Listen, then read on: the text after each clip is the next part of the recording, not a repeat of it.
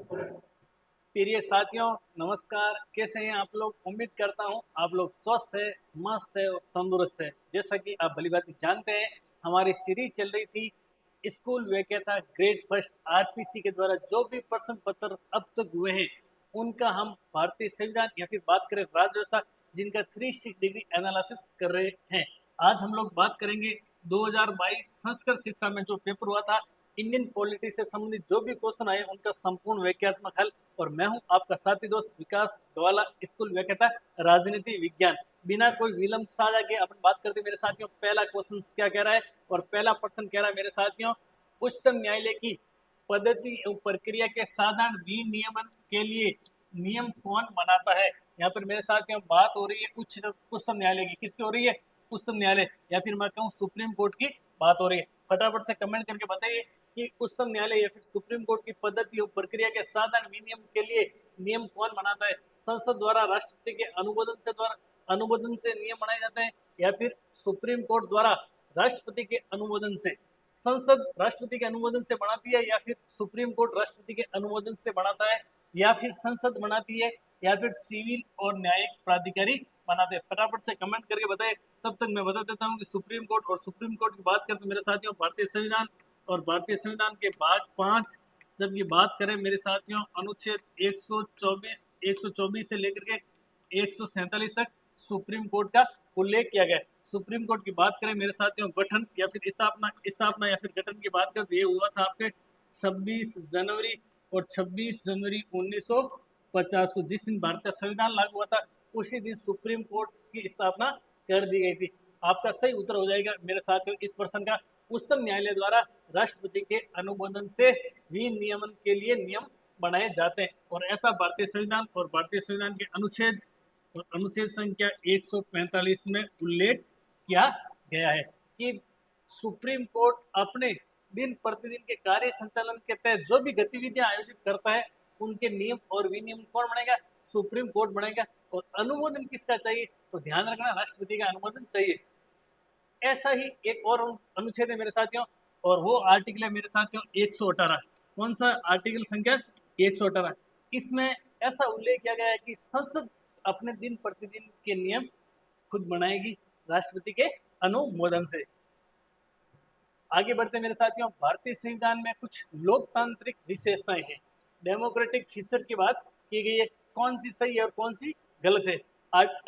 अपने option A कह रहा है कि अनुच्छेद 75(3) में मंत्रिपरिषद लोकसभा के प्रति सामूहिक रूप से उत्तरदायी होती है। ऐसा बिल्कुल होती है, ऑप्शन ए सही हो जाएगा। ऑप्शन बी कह रहा है अनुच्छेद 75(5) मंत्री बनने हेतु संसद की किसी एक सदन की सदस्यता अनिवार्य है। हाँ जी भाई साहब, बिल्कुल एक सदन की सदस्यता अनिवार्य है। ऑप्शन सी कह रहा है अनुच्छेद 326 में वैश्य मताधिकार का उल्लेख है। बिल्कुल भाई साहब, उल्लेख है। और ऑप्शन डी कह रहा है अनुच्छेद 325 धर्म, मूल वंश, जाति और लिंग के आधार पर निर्वाचित नामावली के लिए किसी भी व्यक्ति के लिए अपात्र नहीं होना। बिल्कुल सही है। चारों ऑप्शन आपके सही हो जाएंगे। ऑप्शन ए, बी, सी और डी चारों, यानी कि इस प्रश्न में जो भी चारों बातें लिखी गई है, चारों बातें क्या है? सही है। अब ध्यान रखना मेरे साथियों, यहाँ से सीधा सीधा आपके एक प्रश्न आता है और प्रश्न ये आता है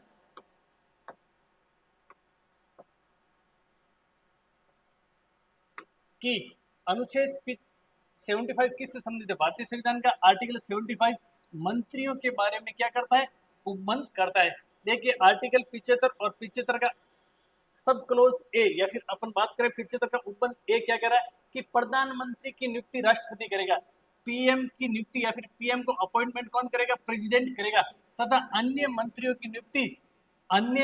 का अपॉइंटमेंट राष्ट्रपति प्रधानमंत्री की सलाह से करेगा। ये ऐसा उल्लेख कहां पर है? ऐसा उल्लेख है भारतीय संविधान का अनुच्छेद 75 ए के अंदर। बात करें आर्टिकल 75 के भाग 2 की, तो मंत्री राष्ट्रपति के प्रसाद पर्यंत अपना पद धारण करेंगे। यानी मंत्री है जो प्लेजर ऑफ प्रेसिडेंट, यानी राष्ट्रपति के प्रसाद पर्यंत अपना पद धारण करेंगे। ऐसा उल्लेख कहां पर है? आर्टिकल 75(2) में। 75(3) की बात करें, मंत्री परिषद लोकसभा के प्रति सामूहिक रूप से उत्तरदायी होती है। वेरी वेरी इंपॉर्टेंट है, कई बार ऐसा प्रश्न आया है कि मंत्री परिषद सामूहिक रूप से किसके प्रति उत्तरदायी होती है? ऑप्शन ए प्रधानमंत्री, ऑप्शन बी राष्ट्रपति, ऑप्शन सी लोकसभा। तो ध्यान रखना, सामूहिक रूप से किसके प्रति होती है? तो सामूहिक रूप से होती है आपके लोकसभा के प्रति।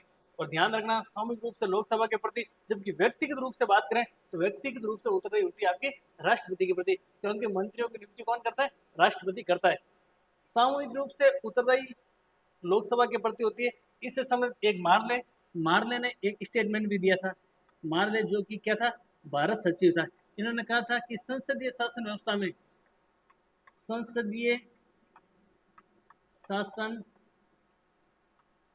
व्यवस्था और इस संसदीय शासन व्यवस्था में मंत्री एक साथ तैरते हैं, वे एक साथ ही डूबते हैं।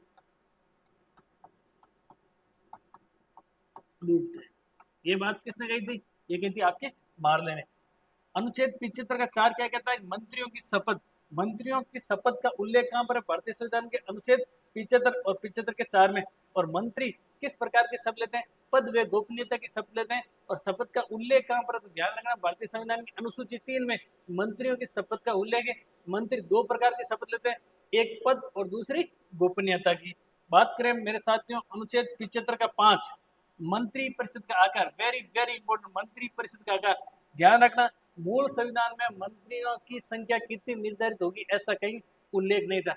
जबकि बात करें 91वां संविधान संशोधन 2003 में हुआ था, जिसके तहत लोकसभा में मंत्रियों की संख्या निर्धारित कर दी गई। और निर्धारित कितनी कर दी गई थी? लोकसभा की 15%। और ये कॉन्स्टिट्यूशन अमेंडमेंट हुआ था 91वां, और ये हुआ था मेरे साथियों 2003 में। वेरी वेरी इंपॉर्टेंट, यहाँ से अक्सर प्रश्न आता है। मंत्री पर्सन में मंत्रियों की अधिकतम संख्या कितनी होगी? तो लोकसभा सदस्यों की अधिकतम 15% से अधिक मंत्री नहीं बनेंगे। आर्टिकल 75(6) कह रहा है कि मंत्रियों के वेतन व भत्ते। तो यहाँ से आपके अक्सर एग्जाम में प्रश्न आते हैं। एक प्रश्न बिल्कुल हल्का सा प्रश्न आ गया, प्रश्न ऐसा आया था बिल्कुल हल्का, और वो प्रश्न कई प्रतियोगी योद्धाओं ने गलत कर दिया था। प्रश्न ऐसा आया था कि प्रधानमंत्री होता है नियुक्त, निर्वाचित, मनोनीत या इसमें से कोई नहीं। अधिकतर बच्चों ने उसका उत्तर सही किया, प्रधानमंत्री निर्वाचित होता है। ध्यान रखना मेरे साथियों, प्रधानमंत्री निर्वाचित नहीं होता है। प्रधानमंत्री को नियुक्त किया जाता है। किसके द्वारा किया जाता है? राष्ट्रपति के द्वारा किया जाता है। ऐसा कहां पर उल्लेख है? ऐसा उल्लेख है अनुच्छेद 75(1) में। अब आप लोगों को मन में आ रहा है कि वर्तमान में सर प्रधानमंत्री मोदी जी है और प्रधानमंत्री जी का तो निर्वाचन हुआ था। बिल्कुल आप लोगों के मन में आ रहा जो बात सही है, लेकिन प्रधानमंत्री जी मोदी जी है ये भी बात सही है, लेकिन मोदी जी का निर्वाचन सांसद के रूप में हुआ था। मोदी जी का निर्वाचन प्रधानमंत्री के रूप में नहीं हुआ था। प्रधानमंत्री के रूप में तो मोदी जी को नियुक्त किया था राष्ट्रपति माननीय द्रौपदी मुर्मू जी के द्वारा। तो ऐसे प्रश्न हल्के प्रश्न आवे ना तो आप गच्चा मत खाना। अगर आपको सेशन अच्छा लग रहा है तो साथियों शेयर जरूर करें, जिसे अंतिम गांव ढाणी के बैठे प्रतियोगी योद्धा के पास में क्लास जाएगी, उसका भी सिलेक्शन होगा और आपको अवश्य दुआ देगा। ऐसे प्रश्न और आपको कहीं नहीं मिला, प्रश्न बहुत हल्के आएंगे और आप गच्चा खा जाते हैं। तो हल्के प्रश्नों में अपने को गच्चा नहीं खाना। भारी प्रश्न आएंगे हर कोई गच्चा खाएगा, कोई दिक्कत नहीं। हल्के प्रश्नों में आपको गच्चा नहीं खाना, आराम से पढ़ना है, इत्मीनान से पढ़ना है, प्रश्न को मनोयोग से पढ़ना है। और मैं अक्सर कहता हूं कि आप कोई भी एग्जाम की तैयारी करें, एक तो उसका सिलेबस और एक उसके PYQ अच्छे से पढ़ लेते हैं तो आपका आधा सिलेक्शन तो वहीं हो जाता है। आगे बढ़ते हैं मेरे साथियों अगले प्रश्न की ओर। अगला प्रश्न कह रहा है कि भारत का संविधान बहुत लंबा है। भारत का संविधान क्या है? बहुत ही तो लंबा है। भारत का संविधान बहुत ही लंबा है, बहुत ही कठोर है और बहुत आगे तक है। ये किसने कहा? बहुत लंबा का मतलब बिल्कुल भाई साहब लंबा है। लंबे की बात करें तो भारत के संविधान और भारत के संविधान के अंदर भाग कितने? भाग है आपके 22। उसके बाद हम बात करें अनुसूचियां, तो अनुसूचियां हैं आपके 12। और बात करें अनुच्छेद, तो अनुच्छेद है मेरे साथ यहाँ कितने? 395। तो बिल्कुल भाई साहब भारत का संविधान बहुत लंबा है। क्या बहुत लंबा है? बहुत कठोर है। कठोरता की बात करें तो ध्यान रखना भारत का संविधान कठोर भी है, लचीला भी है। कठोर की बात करें तो भारतीय संविधान में संशोधन जो कि आर्टिकल 368 के तहत होता है। संविधान संशोधन की बात करें तो संविधान संशोधन दोनों सदनों के सामान्य बहुमत तथा उपस्थित हुए मतदान करने वाले के 2/3 बहुमत से अगर वो प्रस्ताव पारित होता है फिर राष्ट्रपति के पास में जाता है, राष्ट्रपति के महोदय के सिग्नेचर होते हैं, तो संविधान में संशोधन होता है। तो हम लोग कह सकते हैं कि संविधान बहुत ही कठोर है और बहुत आगे तक है, यानी बहुत आगे तक जाएगा। भारतीय संविधान 26 जनवरी 1950 को लागू हुआ था। इसमें अभी तक केवल और केवल 106 संविधान संशोधन हुए और ये एक जीवंत दस्तावेज है, यानी कि ये एक लाइव डॉक्यूमेंट है, बहुत आगे तक जाने वाला है। ये बात भाई साहब किसने कही थी, तो ध्यान रखना मेरे साथियों, ये बात कही थी आपकी आइवर जेनिंग्स। ऑप्शन ए सही हो जाएगी। किसने कही थी? आइवर जेनिंग्स ने कही थी कि भारत का संविधान बहुत लंबा है, बहुत कठोर है और बहुत आगे तक है। ध्यान रखना, भारत का संविधान कठोरपन और लचीलेपन दोनों का मिश्रण भी है। किस किस का? कठोरपन और लचीलेपन का मिश्रण भी। कैसे देखिए, कठोरपन व लचीलेपन का मिश्रण है, ये बात किसने कही थी? ये बात कही थी मेरे साथियों केसी वहीर ने। क्या कही थी? भारत का संविधान कठोरपन में लचीलेपन का मिश्रण है, जबकि कठोर बहुत लंबा बहुत आगे तक जाएगा, ये किसने कहा था? आइवर जेनिंग्स ने कहा था। भारत एक अर्ध संघ है। क्या है? अर्ध संघ या फिर क्वासी फेडरेशन है, ये बात भी किसने कही थी? केसी वहीर ने कही थी।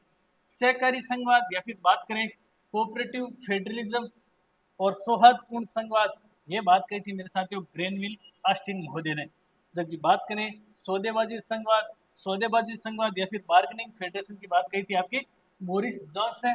और भारत संघ के बारे में अत्यंत केंद्रीकरण प्रवृत्ति वाला संघ किसने कहा था? तो ध्यान रखना मेरे साथियों, कहा था आपके जेनिंग्स महोदय ने। जैसे आपके अक्सर मिलान वाले प्रश्न आते हैं, तो इन प्रश्नों को भी आपको क्या गलत नहीं करना है। आगे चलते हैं मेरे साथियों।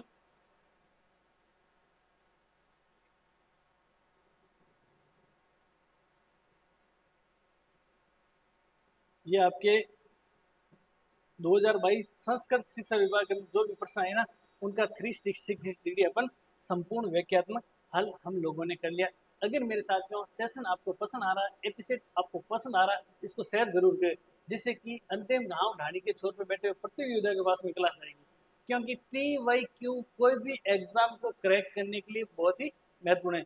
मिलेंगे साथियों अगले वीडियो में, अगली क्लास में। तब तक आप मस्त रहिए, स्वस्थ रहिए, पढ़ते रहिए। जय हिंद साथियों, जय संविधान।